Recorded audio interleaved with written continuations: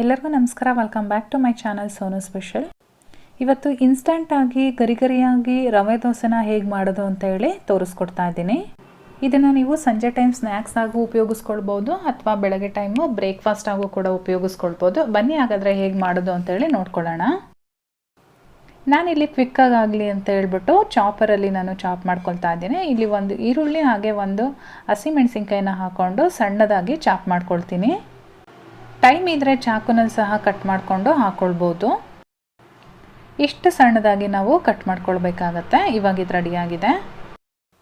Chop ಮಾಡಿರೋ ಅಂಥ ಈರುಳ್ಳಿ ಮತ್ತು ಹಸಿಮೆಣಸಿನ್ಕಾಯಿನ ನಾನು ಒಂದು ಮಿಕ್ಸಿಂಗ್ ಬೌಲಿಗೆ ಸೇರಿಸ್ಕೊಳ್ತಾ ಇದ್ದೀನಿ. ಅದ್ರ ಜೊತೆಗೆ ಸ್ವಲ್ಪ ಕೊತ್ತಂಬರಿ ಸೊಪ್ಪು, ಜೊತೆಗೆ ನಾನಿಲ್ಲಿ ಒಂದು ಕ್ಯಾರೆಟ್ನ ಈ ರೀತಿ ತುರಿದಿಟ್ಕೊಂಡಿದ್ದೆ, ಅದನ್ನು ಕೂಡ ಸೇರಿಸ್ಕೊಂಡಿದ್ದೀನಿ.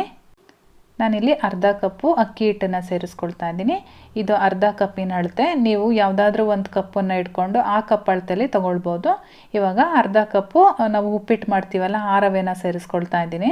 ನಾನು ತಗೊಂಡಿರೋ ಕಪ್ಪಲ್ಲಿ ಅರ್ಧ ಕಪ್ಪು ಮೈದಾ ಹಿಟ್ಟು, ಅಂದರೆ ಇದು 1/4 ಕಪ್ಪು ಮೈದಾ ಹಿಟ್ಟು.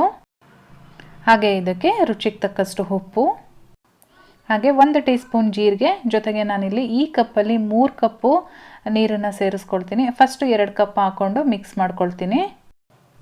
ನಮಗೆ ಇದು ಕನ್ಸಿಸ್ಟೆನ್ಸಿ ಹೇಗಿರಬೇಕಪ್ಪ ಅಂದರೆ ನೀರು ದೋಸೆ ಮಾಡ್ತೀವಲ್ಲ ಆ ರೀತಿ ಕನ್ಸಿಸ್ಟೆನ್ಸಿ ಆಗಿರಬೇಕು. ಅಂದರೆ ನೀರಾಗಿ ನಾವು ತೆಳುವಾಗಿ ಕಲಿಸ್ಕೊಡ್ಬೇಕಾಗತ್ತೆ. ಹಾಗಾಗಿ ನಾನು ಮತ್ತೆ ಇದಕ್ಕೆ ಇನ್ನೊಂದು ಕಪ್ಪು ನೀರನ್ನು ಆ್ಯಡ್ ಮಾಡ್ಕೊಳ್ತೀನಿ. ಟೋಟಲ್ ಆಗಿ ನಾನು ಇದಕ್ಕೆ 3 ಕಪ್ಪು ನೀರನ್ನು ಆ್ಯಡ್ ಮಾಡ್ತಾ ಇದ್ದೀನಿ. ಈ ರೀತಿ ಚೆನ್ನಾಗೆಲ್ಲ ಮಿಕ್ಸ್ ಆದಮೇಲೆ ಒಂದು ಲಿಡ್ ಕ್ಲೋಸ್ ಮಾಡಿ ಒಂದು 20 ನಿಮಿಷಗಳ ಕಾಲ ನೆನೆಯೋದಕ್ಕೆ ಬಿಡಿ. ಒಂದು 20 ನಿಮಿಷ ಆದಮೇಲೆ ನಾನಿಲ್ಲಿ ಲಿಡ್ ಓಪನ್ ಮಾಡ್ತಾ ಇದ್ದೀನಿ. ಈಗ 20 ನಿಮಿಷಗಳ ಕಾಲ ನಾನು ಚೆನ್ನಾಗಿ ನೆನೆಸ್ಕೊಂಡಿದ್ದೀನಿ. ನಾವು ಹಾಕಿರೋ ಅಂಥ ಹಿಟ್ಟೆಲ್ಲ ಕೆಳಗಡೆ ಹೋಗಿ ಕೂತಿರುತ್ತೆ, ಹಾಗಾಗಿ ಚೆನ್ನಾಗಿ ಇನ್ನೊಂದ್ಸರಿ ಮಿಕ್ಸ್ ಮಾಡ್ಕೊಳ್ಬೇಕು.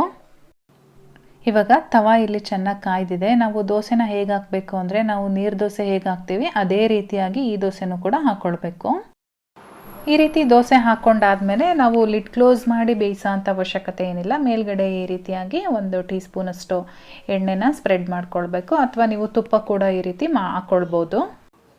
ಇವಾಗ ಚೆನ್ನಾಗಿ ಬೆಂದಿದೆ. ಈಗ ನೋಡ್ತಾ ಇರ್ಬೋದು ಎಷ್ಟು ಕ್ರಿಸ್ಪಿಯಾಗಿದೆ ಅಂತ. ನಾವು ಈ ರೀತಿ ದೋಸೆ ಹಾಕ್ಕೊಂಡ್ರೆ ಮಾತ್ರನೇ ಅದು ಕ್ರಿಸ್ಪಿಯಾಗಿ ಬರೋದು. ಇವಾಗ ಚೆನ್ನಾಗಿ ಬೆಂದಿದೆ, ನಾನು ತೆಗಿತಾ ಇದ್ದೀನಿ. ಈ ರೀತಿ ದೋಸೆ ಮಾಡಿಕೊಟ್ರೆ 10 ಕೊಟ್ರೂ ತಿಂತಾರೆ, ಅಷ್ಟು ಚೆನ್ನಾಗಿರುತ್ತೆ. ಒಂದ್ಸಲ ಟ್ರೈ ಮಾಡಿ. ಇಷ್ಟ ಆದರೆ ನನಗೆ ದಯವಿಟ್ಟು ಕಾಮೆಂಟ್ ಮಾಡಿ ತಿಳಿಸಿ. ಇದೇ ರೀತಿಯಾಗಿ ಮಿಕ್ಕಿರೋ ದೋಸೆ ಕೂಡ ಮಾಡ್ಕೊಳ್ಬೇಕು. ವಿಡಿಯೋ ಇಷ್ಟ ಆಗಿದ್ರೆ ಒಂದು ಲೈಕ್ ಮಾಡಿ, ಯಾರಿಗೆಲ್ಲ ಯೂಸ್ಫುಲ್ ಆಗುತ್ತೋ ಅಂಥವ್ರಿಗೆ ಶೇರ್ ಮಾಡಿ. ಮತ್ತಷ್ಟು ಈಸಿ ರೆಸಿಪೀಸ್ಗಾಗಿ ಚಾನಲ್ನ ಸಬ್ಸ್ಕ್ರೈಬ್ ಮಾಡ್ಕೊಳ್ಳಿ. ನಾನು ಮತ್ತೆ ಸಿಗ್ತೀನಿ ಮುಂದಿನ ವಿಡಿಯೋದಲ್ಲಿ. ಧನ್ಯವಾದಗಳು.